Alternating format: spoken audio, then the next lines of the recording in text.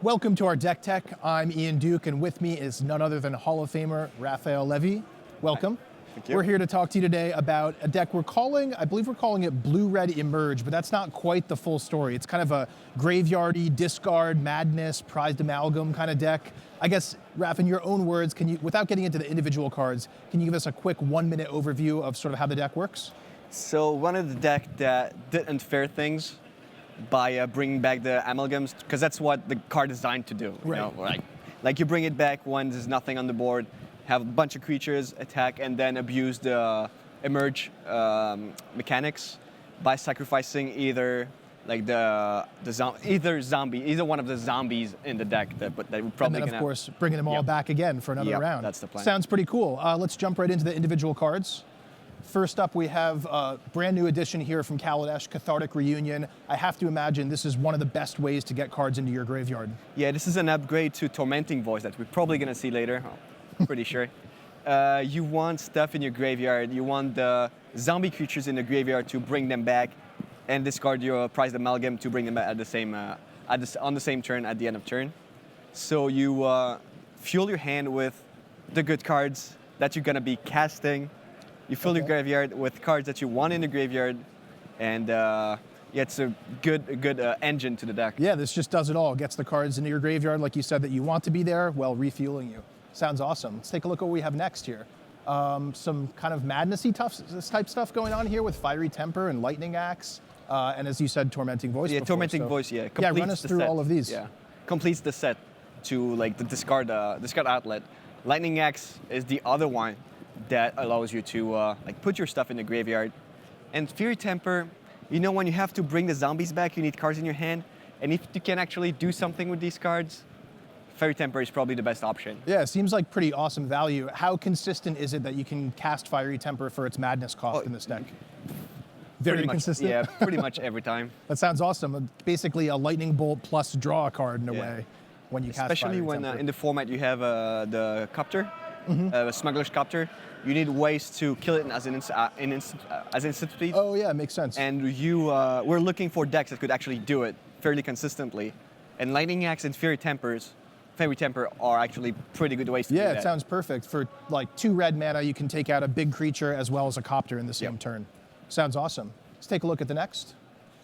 So here we have some of the creatures in the deck. You already told us a little bit about Prized Amalgam, but run us through the creature suite and how important Kozilek's Return is. So Kozilek's Return is one of the cards you want to pitch, you want to have in the graveyard. You can actually cast it, fairly easily because you're playing mostly red, so which is important. In other Emerge decks with Prized Amalgam, you have a hard time casting it, or your mana is not great because you're playing either a blue, black, or like a mix of all 3 colors. And you can't cast it as often on turn 3 when you actually need to play it. So when it's in the graveyard, it's easy to put it in the graveyard, as you've seen. And it's a good way to sweep the board. Prized Amalgam, we talked about it. It's just a good way to abuse the mechanic. Yeah, sort of the centerpiece of the deck in some ways. Are you ever casting Prized Amalgam for its mana cost? No, you cannot. You cannot cast it at all in the deck. So it's purely to get into the graveyard for value. Makes sense. And Elder Deep Fiend is the top end of the creatures. You can cast it pretty easily with the creatures you're bringing back. It's only 2 mana if you sacrifice the Advanced Stitchwing that we're gonna see later. Oh, okay. That's after you can have very fast draws if you manage to discard one of the zombies, the blue zombies, bring back everything, and then pretty much time walk every turn with the Elder Deep Fiend. Sounds awesome. Yeah, it seems like emerging is a really low cost in this deck because of all the things that can come back from the graveyard. Sounds great. Let's take a look at the next slide here. Another Emerge creature in Wretched Griff, as well as some zombies, as you were mentioning. So Wretched Griff is great with Advanced Stitchwing. It only costs 1. So basically you play Stitchwing, you for 1 mana draw a card. For 1 mana you just trade it for this guy that triggers the Sanctum of Ugin.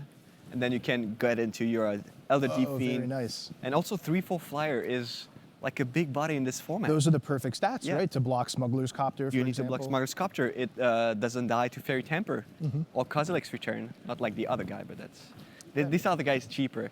In comparison to Hunted Dead, the other like Grixis, Emerge stuff decks, they play a Hunted Dead. but Hunted Dead just gets blocked all the time. It doesn't attack as much as this guy. This guy's always 3 damage. And the other guy is also 3 damage in the air. And there are very, very few blockers in the format. Yeah, it seems like flying creatures are especially well positioned in this format right now. So that makes a lot of sense to me. Taking a look at the next tier, starting to round out the mana base. You talked about Sanctum of Ugin. That's probably a great inclusion here since you're not also playing black. Your mana's a little bit easier. You get to splash some Sanctum of Ugins in there as well. Yeah, and well, the Fumaroles, which are not just come into play tap dual land, they actually attack. And when you tap all your opponent's creatures with Elder Deep Fiend, the extra 4 damage are actually very relevant. Oh yeah, it makes a ton of sense. And then rounding things out, we have just a few more lands here. Gaia Reach Sanitarium, rather, that's a pretty cool card we haven't seen a ton of in Standard so far. How important is this card, or is it just kind of like a little bit of extra value? We had one. We had 2 at first, but then since we added more and more discard outlets, it went down to like 1. But it's okay. It's a good addition. And since the mana is fine, only 2 colors and not 3, then you can easily play 1. Sounds good. Well, the deck looks awesome. Thanks for sharing it with us. Best of luck to you in the rest of the tournament. You. Raphael Levy, I'm Ian Duke, signing off from Deck Tech.